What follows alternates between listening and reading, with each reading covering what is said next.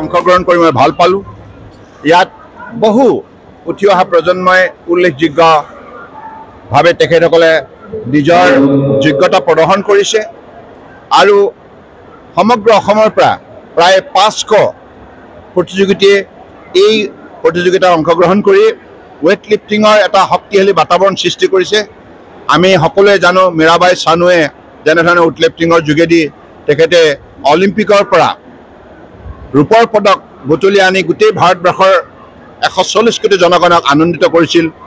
গতিকে তেনেধৰণৰ আদৰ্শৰে উত্তৰ পূৰ্বাঞ্চলৰ খেলুৱৈসকলো আজি আগন্তুক দিনত ৰাষ্ট্ৰীয় আন্তঃৰাষ্ট্ৰীয় পৰ্যায়ৰ পৰা যাতে তেখেতসকলে উল্লেখযোগ্য সফলতা বুটলিব পাৰে তাৰ বাবে এনেধৰণৰ প্ৰতিযোগিতাবিলাকে নিশ্চিতভাৱে বহু কাম কৰিব। মই আয়োজক সমিতিক ধন্যবাদ জনাইছোঁ, ডিব্ৰুগড়বাসীৰ ৰাইজক ধন্যবাদ জনাইছোঁ। তেখেতসকলে সমগ্ৰ অসমৰ প্ৰতিখন জিলাৰ পৰা অহা খেলুৱৈসকলক স্বাগতম জনাইছে, উৎসাহিত কৰিছে।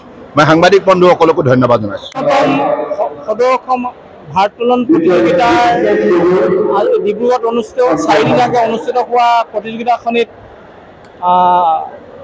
অসমৰ প্ৰায় কেইখন জিলাৰ পৰা প্ৰতিযোগিতা কৰাৰ উপৰিও ৰেলে ছাই আদি কৰি কেইবাটাও বিশেষ ইয়াত অংশগ্ৰহণ কৰিছে। প্ৰায় টোটেল 400 প্ৰতিযোগীয়ে ইয়াত অংশগ্ৰহণ কৰিছে আৰু আমি 4 দিনীয়াকৈ অনুষ্ঠিত কৰা এই প্ৰতিযোগিতাত আটাইকেইটা কেটেগৰী মানে সাব জুনিয়ৰ, জুনিয়ৰ আৰু ছিনিয়ৰ, বয়জ এণ্ড গাৰ্লছ এই দুইটা আমাৰ প্ৰতিযোগিতাখিনি চলি আছে আৰু ডিব্ৰুগড়বাসী ৰাইজৰ সহায় সহযোগত যোৱা 2 দিন আমি খুব সুন্দৰভাৱে আমাৰ কাৰ্যসূচী সমাপন হৈছে।